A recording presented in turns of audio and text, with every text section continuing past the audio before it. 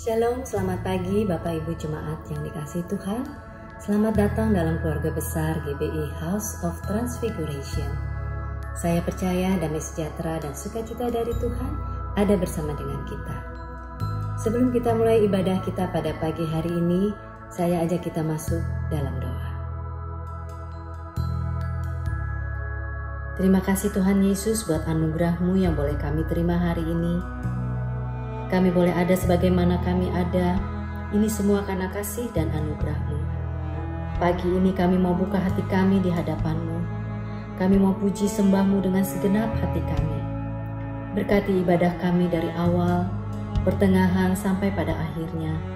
Biar umat-Mu boleh menikmati Tuhan. Terima kasih Bapa, kami akan mulai ibadah kami ini di dalam nama Yesus. Amin.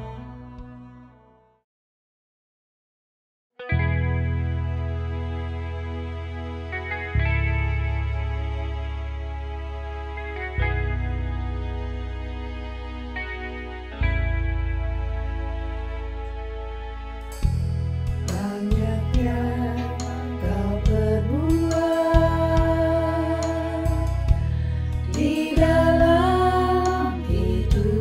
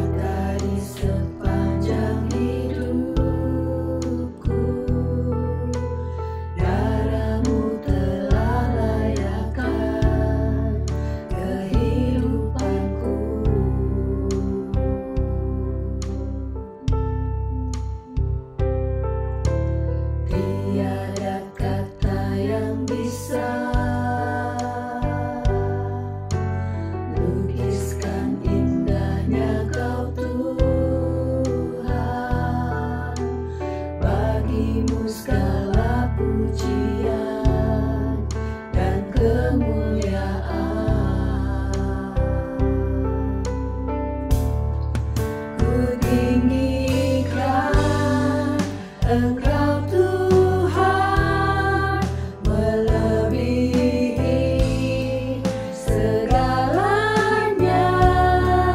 lebih dalam ku menyembah dalam roh dan kebenaran selamanya.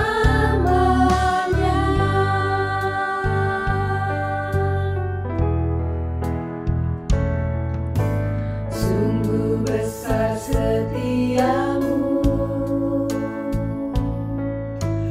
nyata di sepanjang hidupku. Darahmu telah layakkan kehidupanku.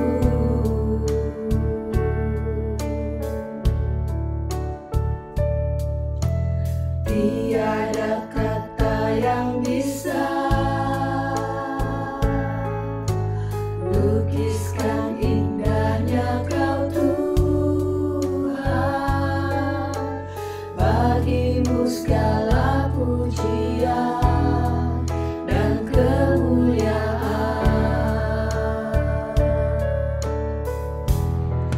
Ku tinggikan Engkau Tuhan melebihi segalanya, lebih dalam ku menyembah dalam roh dan kebenaran.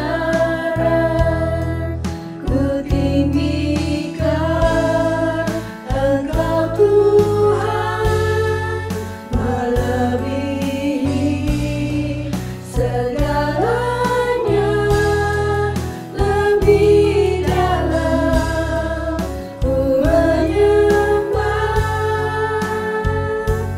dalam roh dan kebenaran selamanya.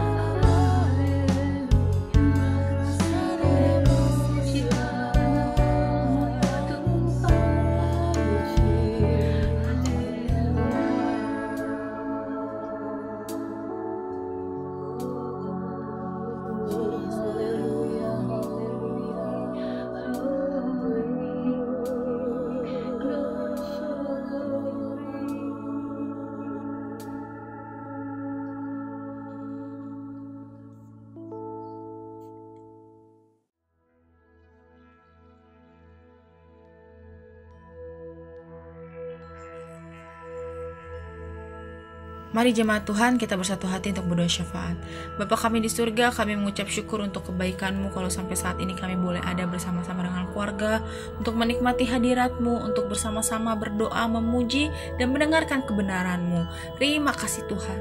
Bahkan kami juga berdoa untuk jemaat-jemaat GBI of Transfiguration, dimanapun mereka berada Tuhan, biar kiranya Kau yang mencukupkan, Kau yang berkati mereka berlimpah-limpah Tuhan. Tidak ada roh ketakutan, roh kekhawatiran yang melingkupi mereka.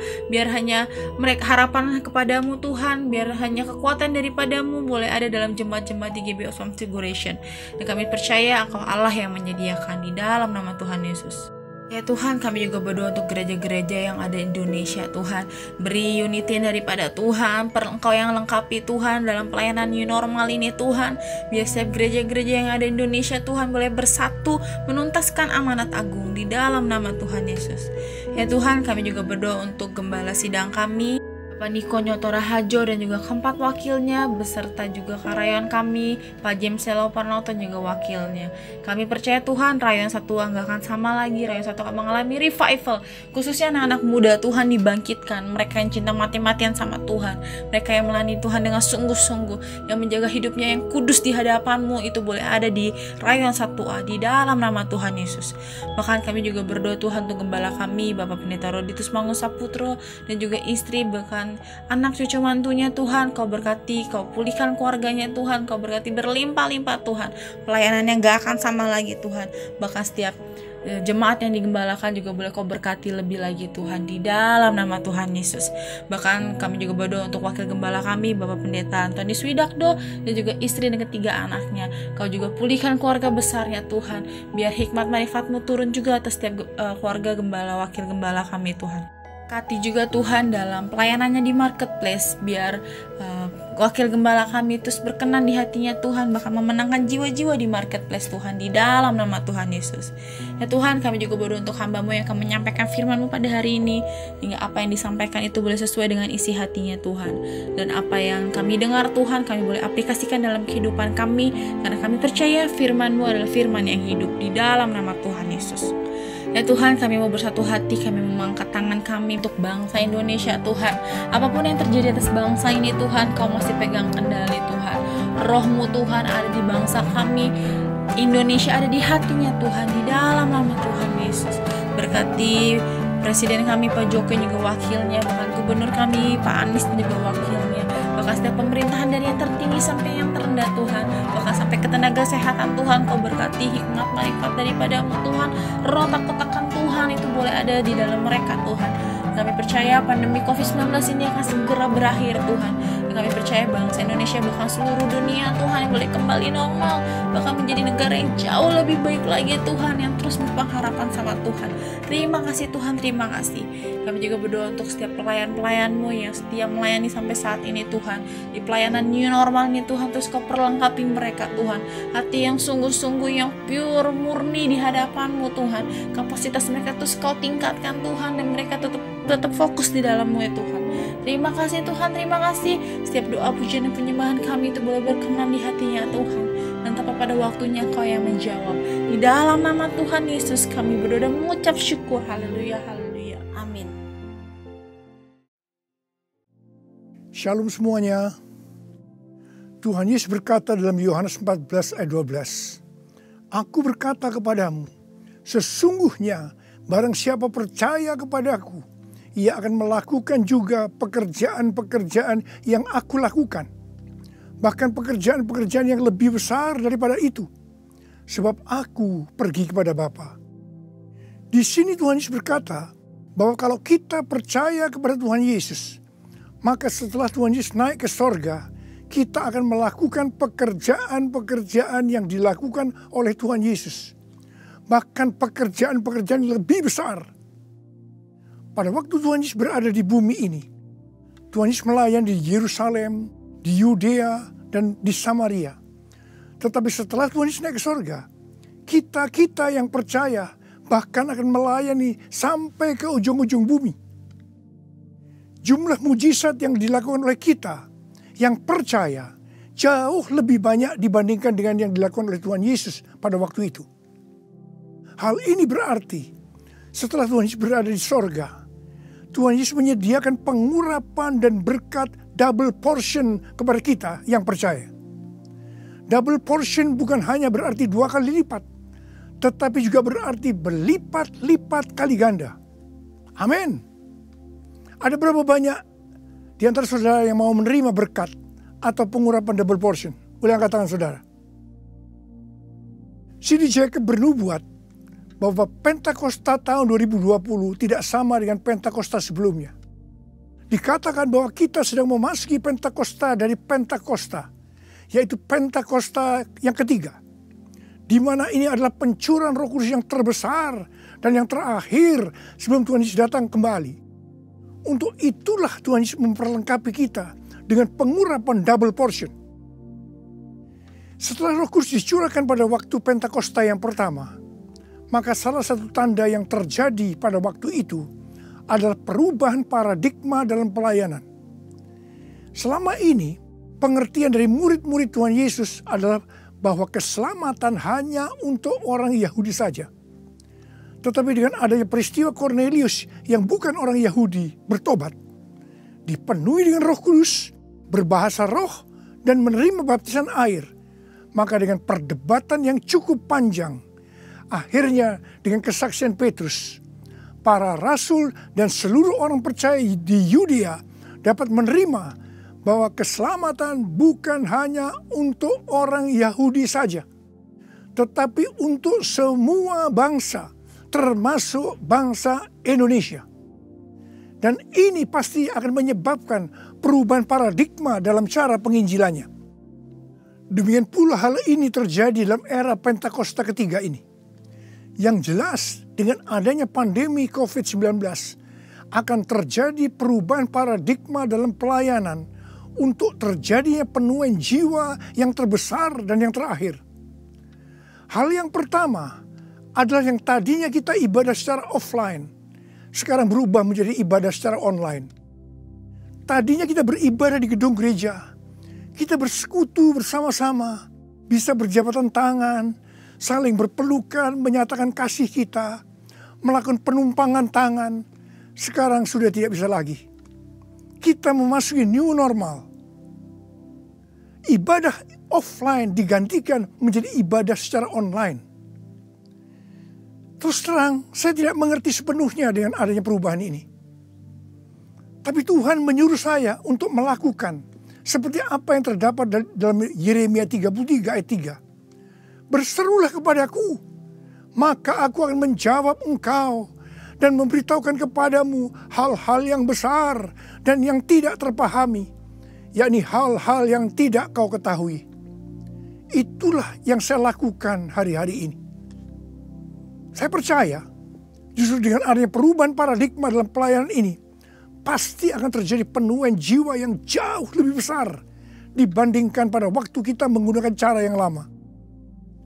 Hal yang kedua, untuk terjadinya penuaian jiwa yang terbesar dan yang terakhir, Tuhan berkata akan terjadi kebangkitan generasi muda. Russell Evans, gembala sidang dari Planet Shaker, Melbourne, pada tahun 2017 mendapat penglihatan tentang Indonesia. Bahwa Roh Kudus sedang dicurahkan luar biasa di Indonesia. Dia melihat jutaan anak-anak muda dipenuhi dengan Roh Kudus. Mereka cinta mati-matian kepada Tuhan Yesus. Tidak kompromi terhadap dosa. Dan akan memenangkan banyak jiwa.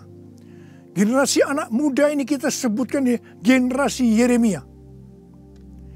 Awal Januari tahun 2020. Para aras nasional dan para pemimpin Kristen berkumpul untuk membicarakan langkah konkret yang akan dilakukan sebagai respon terhadap komitmen para pemimpin Kristen sedunia di Swiss tahun 2017 tentang misi yang akan dikerjakan bersama-sama, di mana hal ini juga diresponi oleh Indonesia di Brastagi, Sumatera Utara pada tahun 2018. Dengan perkataan lain, ini membicarakan tentang langkah konkret yang akan dilakukan oleh seluruh gereja untuk menyelesaikan amanat agung Tuhan Yesus. Hasil dari pertemuan para pemimpin Kristen awal Januari 2020 itu, bahwa apa yang akan dilakukan ke depan untuk menyelesaikan amanat agung Tuhan Yesus akan menunggu sepulangnya saya dari pelayanan di Brasil. Di Brasil, saya melayani KKR untuk generasi muda yang berusia rata-rata sekitar 24 tahun. Yang diadakan di 3 stadion besar. Jumlah yang hadir sekitar 180.000 orang. Waktu saya bertemu dengan para pemimpin di Brasil, kami sama-sama mendapatkan pengertian bahwa kegerakan orang-orang muda dunia akan dimotori oleh 2 bangsa, yaitu Indonesia dan Brasil. Katakan amin. Sepulang dari Brasil, ada 2 hal yang didapatkan. Yang pertama, gerakan untuk menyelesaikan amanat agung Tuhan Yesus akan dimotori oleh generasi muda. Yang kedua, kita disuruh berpuasa dari tanggal 1 Maret sampai dengan 9 April selama 40 hari. dan dilanjutkan sampai dengan 30 Mei. Jadi total kita berpuasa 91 hari. Setelah 1 hari kita berpuasa, tepatnya tanggal 2 Maret 2020, Presiden Jokowi mengumumkan bahwa COVID-19 masuk ke Indonesia. Mulai saat itu kita merasakan bagaimana Tuhan memproses gerejanya. Kita dibersihkan, dimurnikan, ditata ulang oleh Tuhan. Kita memasuki new normal, dimensi yang baru, paradigma yang baru dalam pelayanan. Semua ini untuk mempersiapkan penuaian jiwa yang terbesar dan yang terakhir sebelum Tuhan Yesus datang kembali. Pada suatu hari ketika saya sedang membaca 1 Raja-Raja 20 ayat 13 sampai dengan 22. Tiba-tiba saya menerima WhatsApp dari Bapak Peter Faraknimela. Saya diminta untuk membagikan apa yang ada di dalam hati saya untuk generasi Yeremia pada acara live streaming Generasiku Bangkit yang kedua dengan tema Finishing a Great Commission pada tanggal 26 Juni 2020. Terus terang saya kaget, surprise. Sebab kalau kita membaca ayat-ayat dari 1 Raja-Raja ayat 20 ayat 13 sampai dengan 22 itu menceritakan tentang seorang nabi yang datang kepada Ahab, Raja Israel, untuk menyampaikan pesan Tuhan bahwa Tuhan akan menyerahkan musuh mereka, yakni orang-orang Aram yang sedang mengepung Samaria. Ahab bertanya, siapa yang akan membantu untuk melawan musuh yang begitu besar itu? Nabi itu menjawab, orang-orang muda, pengiring kepala-kepala daerah yang jumlahnya hanya 232 dari 7.000 orang Israel. Orang-orang muda ini yang akan menyerang lebih dulu. Orang-orang muda yang jumlahnya 232 ini yang diikuti oleh para prajurit menghancurkan orang-orang Aram. Pada saat itu Tuhan berbicara kepada saya bahwa untuk ke depan ini generasi Yeremia yang harus memimpin peperangan rohani untuk penuaian jiwa yang terbesar dan yang terakhir. Ini merupakan suatu paradigma baru dalam pelayanan. Tuhan, ini aku, jadikanlah ku alatmu untuk memberitakan Injilmu. Tuhan, ini aku, jadikanlah ku hamba-Mu untuk melakukan firman-Mu.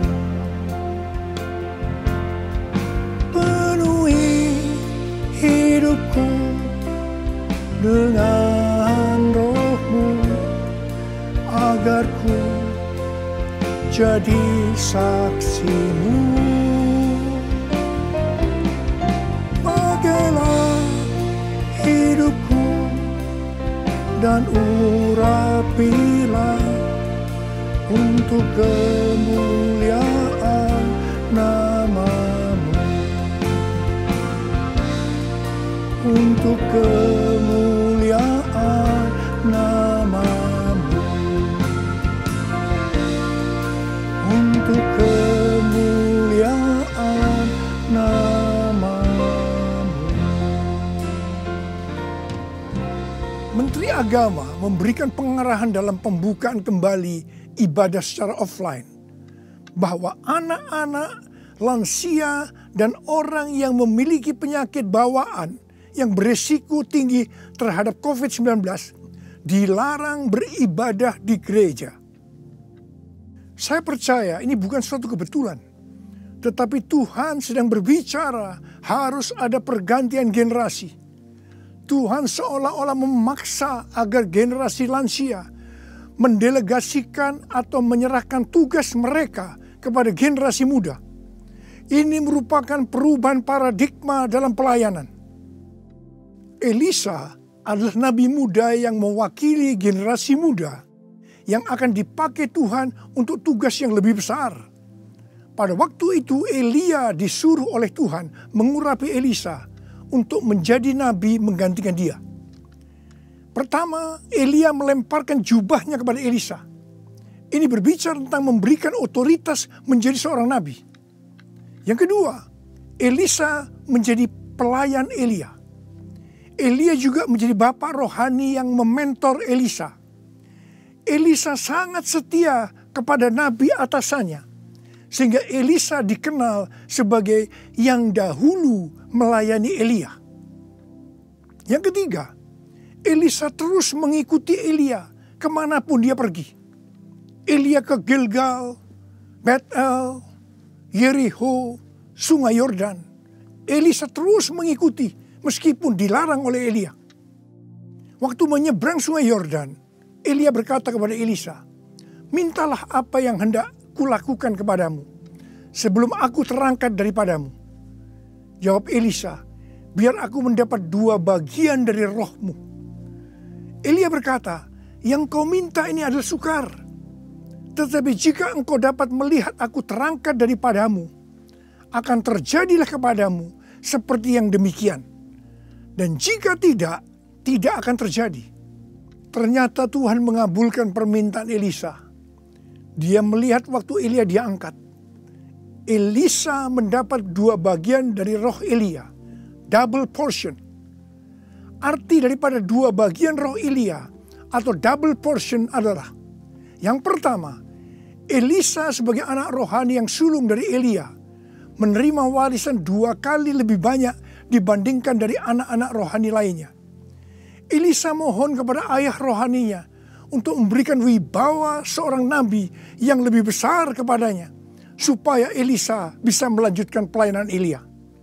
Yang kedua, dalam hal mujizat, Elia melakukan mujizat sebanyak 7 kali, sedangkan Elisa melakukan 14 kali, di mana 1 kali setelah Elisa meninggal, tulang-tulangnya bisa membangkitkan orang yang mati. Peranan Elisa sebagai nabi terhadap raja-raja Israel lebih banyak dibandingkan Elia. Elia sebagai nabi pada zaman Raja Ahab saja. Sedangkan Elisa sebagai nabi dalam zaman Raja Yoram, Yehu, Yoahas, Yoas. Jadi, untuk mendapatkan pengurapan atau berkat double portion, Elisa melakukan hal-hal sebagai berikut. Yang pertama, Elisa menerima jubah Elia, yang artinya mendapatkan otoritas untuk pelayanannya sebagai nabi. Yang kedua, Elisa setia kepada bapak rohaninya. Yang ketiga, Elisa pergi ke Gilgal. Gilgal adalah tempat di seberang Sungai Yordan, di mana laki-laki yang belum disunat, mereka disunat di sini. Disunat berbicara tentang lepas dari keinginan daging dan hidup dipimpin oleh Roh Kudus. Keinginan daging adalah maut, tetapi keinginan roh adalah hidup dan damai sejahtera. Roma 8 ayat 6. Sebab jika kamu hidup menurut daging, kamu akan mati. Tetapi jika oleh roh kamu mematikan perbuatan-perbuatan tubuhmu, kamu akan hidup. Roma 8 ayat 13. Yang keempat, Elisa pergi ke Betel. Betel adalah tempat perjumpaan Yakub dengan Tuhan secara pribadi. Kita harus menjaga agar setiap waktu hidup kita senantiasa dipenuhi oleh hadirat-Nya, sehingga kita selalu mengalami perjumpaan dengan Tuhan secara pribadi. Yang kelima, Elisa pergi ke Yeriho. Yeriho adalah kota pertama di tanah perjanjian yang diberikan oleh Tuhan kepada bangsa Israel untuk direbut.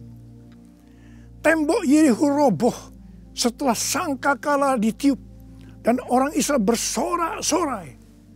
Ini berbicara tentang kuasa dari pujian dan penyembahan. Tuhan menciptakan manusia agar manusia memuji dan menyembah Tuhan. Dalam masa pandemi COVID-19 ini, kita harus banyak memuji dan menyembah Tuhan. Meskipun ini tidak mudah, karena kita melihat keadaan-keadaan yang terjadi saat ini. Kita harus melakukan seperti apa yang Daud lakukan dalam Mazmur 103 ayat 1 dan 2. Di mana Daud berkata, "Pujilah Tuhan, hai jiwaku. Pujilah namanya yang kudus, hai segenap batinku. Pujilah Tuhan, hai jiwaku. dan janganlah lupakan segala kebaikannya. Memang kita kadang-kadang harus memaksa jiwa kita untuk memuji Tuhan dengan selalu mengingat kebaikan Tuhan. Mungkin ada di antara saudara yang mengalami ketakutan, kebingungan, depresi, terdampak krisis ekonomi, sakit karena COVID-19. Mari kita selalu mengingat kebaikan Tuhan. Saya mau katakan sesuatu kepada saudara. Apapun yang terjadi dalam hidup saudara, apapun yang masalah saudara hadapi, saudara harus tahu satu hal, bahwa Tuhan Yesus itu baik. Dia sangat-sangat mengasihi saudara. Mengucap syukurlah dalam segala hal, enak maupun tidak enak. Sebab inilah yang dikehendaki Allah dalam Kristus Yesus bagi kita.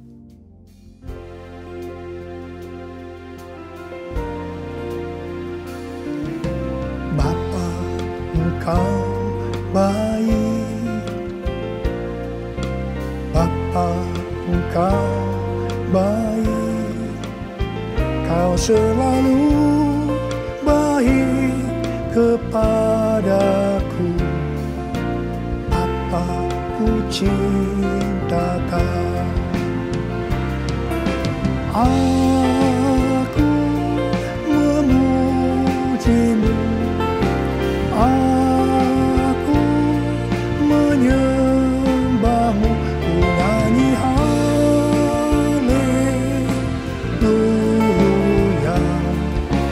Bapa, ku cinta Kau.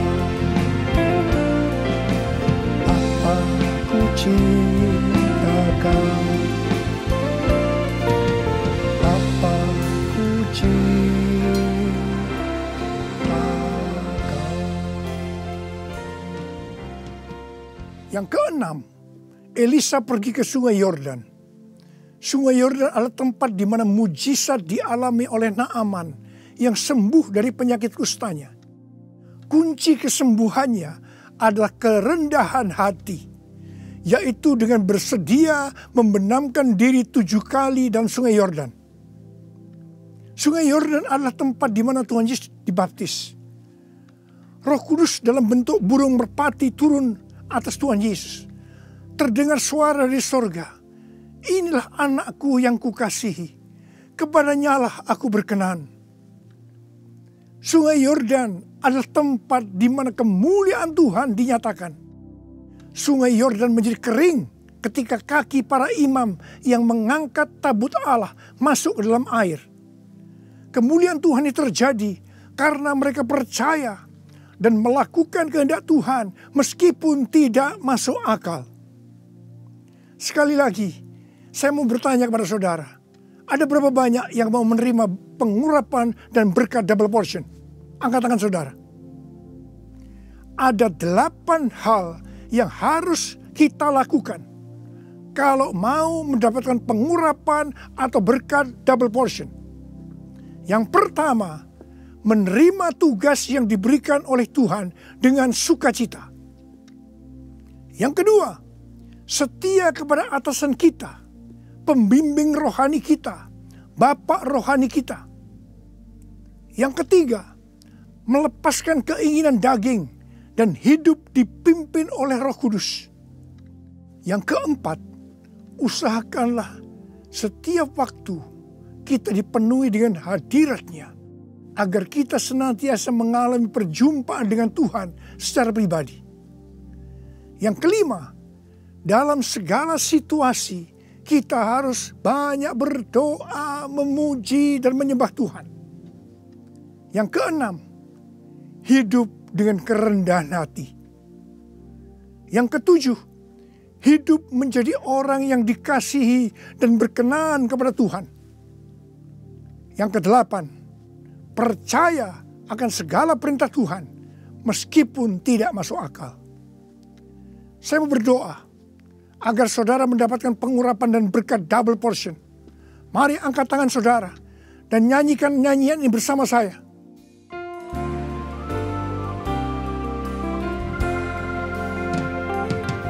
Anointing, follow me. Anointing,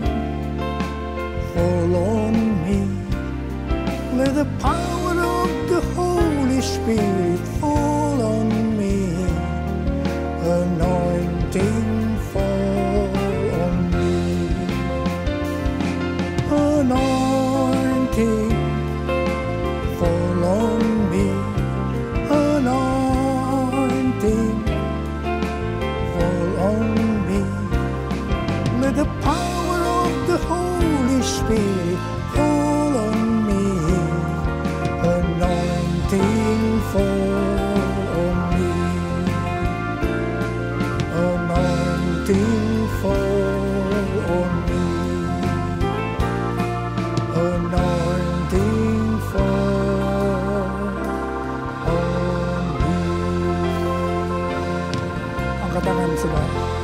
Angkat tangan saudara, mari kita angkat tangan saudara. Urala bala bala bala bala bala bala. Urala bala bala bala. Uria berbahasa roh, berbahasa roh. Urala bala bala bala bala bala. Uria la bala bala bala bala bala bala bala. Ora bala bala. Tuhan curahkan pengurapan-Mu. Pengurapan double portion. Pengurapan double portion. Berkat double portion. Terima, terima, terima, terima, terima, terima. Urala basikala la bala. Terima, terima, terima. Uria la bala bala bala bala bala bala bala bala bala. Pakai anak-anak-Mu Tuhan, menjadi alat-Mu Tuhan. Dengan pengurapan double portion, mereka akan melakukan, menyelesaikan amanat agung Tuhan Yesus. Terima, terima, terima. Oh, berkati anak-anak, berkati mereka semua Tuhan. Kau menyembuhkan yang sakit. Terima, terima kesembuhan, terima kesembuhan, terima, terima, terima, terima. Diberkati oleh Tuhan. Terima kasih, terima kasih Tuhan. Terima kasih, terima kasih. Dalam nama Yesus. Amin. Mari saudara-saudara, kita akan masuk dalam perjamuan kudus. Kita akan mengingat ayat ini. Sebab setiap kali kamu makan roti ini dan minum cawan ini, kamu memberitakan kematian Tuhan sampai Ia datang. Perjamuan kudus adalah perjamuan Tuhan Yesus sendiri. Setiap kali kita masuk dalam perjamuan kudus, Tuhan Yesus selalu berkata, biarlah ini menjadi peringatan akan aku. Karena itu mari arahkan hati saudara kepada kebaikan Tuhan. Kita akan mengingat kebaikan Tuhan. Mari kita tundukkan kepala. Tuhan, siapakah kami sebelum kami mengenal Engkau? Kami semua orang berdosa. Upah dosa adalah maut, mati. Tapi Engkau yang tidak berdosa telah dijadikan dosa oleh karena kami semua. Engkau harus turun dari sorga mulia, menjelma menjadi manusia. Mati ganti kami dengan penderitaan yang luar biasa. Sungguh kalau kami pikirkan Tuhan betapa baiknya Engkau itu. Kau jadikan kami sebagai anak-anak-Mu. Engkau berkati, Engkau tuntun, Engkau bela, Engkau lindungi. Engkau tegur kalau kami salah. Engkau mengurapi kami, Engkau sembuhkan kami ya Tuhan. Itu Engkau ya Aba. Itu Engkau ya Aba. Tuhan akan memberkati saudara melalui perjamuan kudus. Tapi Tuhan mau kita makan dan minum dengan cara yang benar. Oleh karena itu masing-masing introspeksi. Sudah masing-masing berdoa. Lihat keadaan dirimu masing-masing. Jangan menyimpan dosa. Kalau ada dosa yang selama ini belum diselesaikan dengan Tuhan. Dan Tuhan ingatkan saat ini. Langsung minta ampun. Minta ampun. Minta ampun. Ampuni saya Tuhan. Ampuni Tuhan. Ampuni ya Tuhan. Tuhan ampuni anak-anak-Mu. Ampuni mereka ya Tuhan. Ampuni. Layakkan kami untuk masuk dalam perjamuan kudus. Terima kasih Bapa. Kami akan masuk dalam perjamuan kudus dengan hati yang penuh ucapan syukur. Dalam nama Yesus yang berdoa. Amin. Sekarang mari angkat roti di tangan kanan saudara tinggi-tinggi. Sebab apa yang telah kuteruskan kepadamu telah aku terima dari Tuhan. Yaitu bahwa Tuhan Yesus pada malam waktu Ia diserahkan mengambil roti. Dan sesudah itu Ia mengucap syukur atasnya. Dia memecah-mecahkannya dan berkata, inilah tubuhku yang diserahkan bagi kamu. Perbuatlah ini menjadi peringatan akan aku. Sudah dikasih Tuhan. Bukankah roti yang kita pecah-pecahkan ini adalah persekutuan kita dengan tubuh Kristus? Mari kita makan dalam nama Yesus.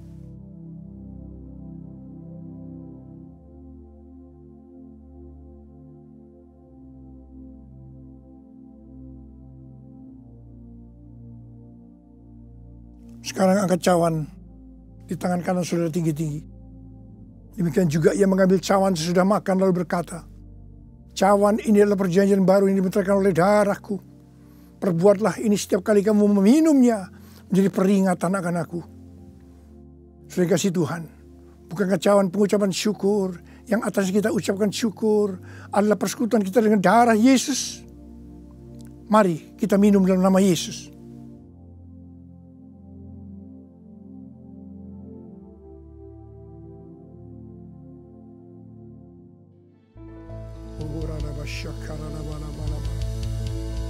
Angkat tangan saudara.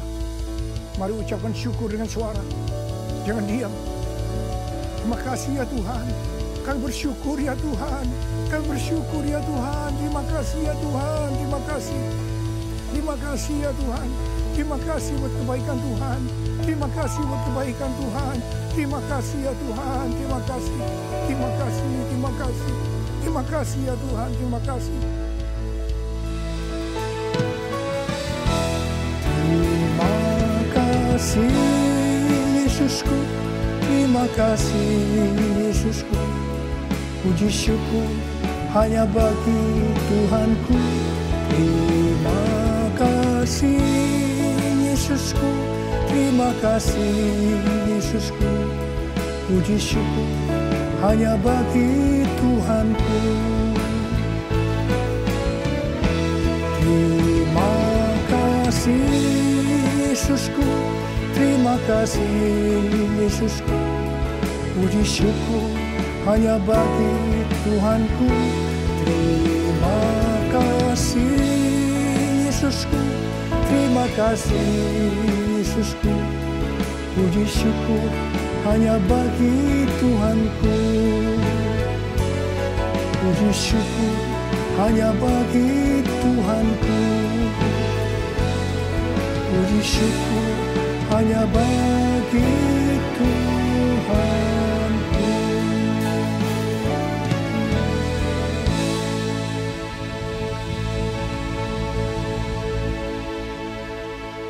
Pulanglah dengan berkat Tuhan. Kasih karunia berlimpah-limpah daripada Allah Bapa dalam Anak yang tunggal, Yesus Kristus. Persekutuan yang manis dengan Roh Kudus menyertai saudara sekalian mulai hari ini sampai Tuhan Yesus datang menjemput kita di awan-awan dan bahkan sampai selama-lamanya. Yang percaya bersama-sama katakan amin.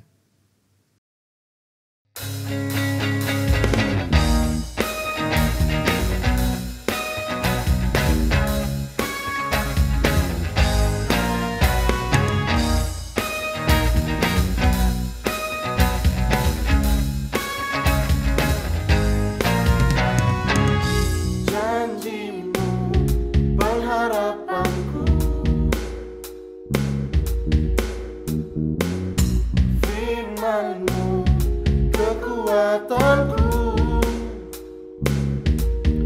dalam-Mu Yesusku, sempurna karya-Mu, ku mau beritakan kebaikan-Mu.